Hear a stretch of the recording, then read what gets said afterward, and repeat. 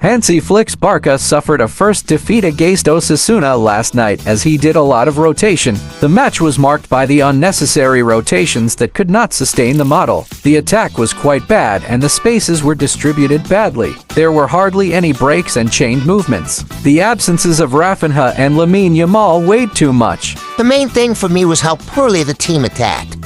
There was hardly any depth and no chain movements, which is what Barca excelled at in the first few days.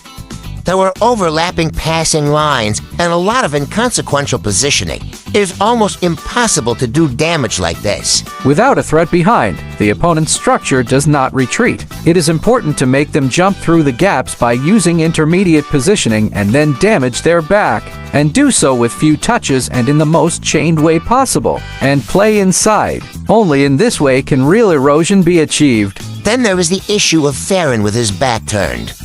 There was no point in him trying to receive the ball statically between the lines. He either appears in that area or rushes into space or widens it. He stopped actions by controlling or unloading instead of turning. That position had to be for someone like Pablo Tor. The wings were harmless. They did not threaten the space, nor did they have good positioning or timing of their appearance. In addition, they were responsible for making the final passes when they should have been the recipients of the actions. Let's think about Raphinha. He unloads and breaks. He does it easily and with vitality. As a result of poor construction, poor heights, few breaks, slow circulation, the 1-0 came. An easy third man to activate Eric turned into a lost plus transition. It was all about micro aspects. Sergi leaned towards Pablo Tor, lacked timing and gave the ball. It was all bad.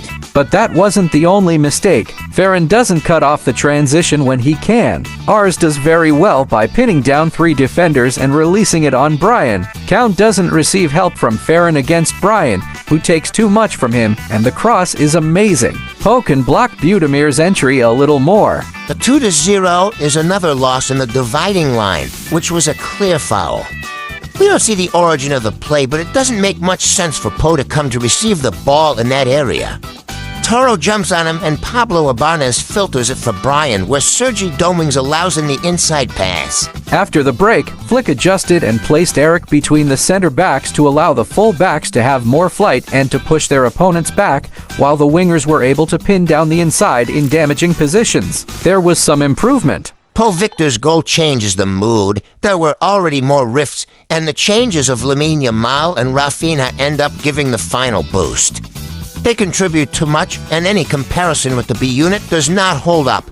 This will be a challenge. Then there was a penalty. Everything is born from a pressure after a loss that was poorly executed and well overcome by Ores plus Pablo. They throw Ariso deep and Bailed, who had entered 2 minutes ago, neither protects the pass inside nor manages to block the run. Sergi falls to the ground unnecessarily. Abel Breton's goal, which is a merit because he quickly gets his footing ready to strike, was born from a loss by Lamine Yamal and an attempt to get around him after catching a rebound and trying to expand. The 4-2 has patience 14 passes, good circulation, and an interesting exchange between Lamine Yamal and Ferran, who received an inside pass from Cassid, set up with his driving and released Lamine for his shot. It was his 5th goal of the season, 3rd from outside the area. It was a defeat to continue learning and correcting aspects. There are too many casualties, and it was little more than a pipe dream to think of an 8 out of 8 playing every 3 days and with a limited squad.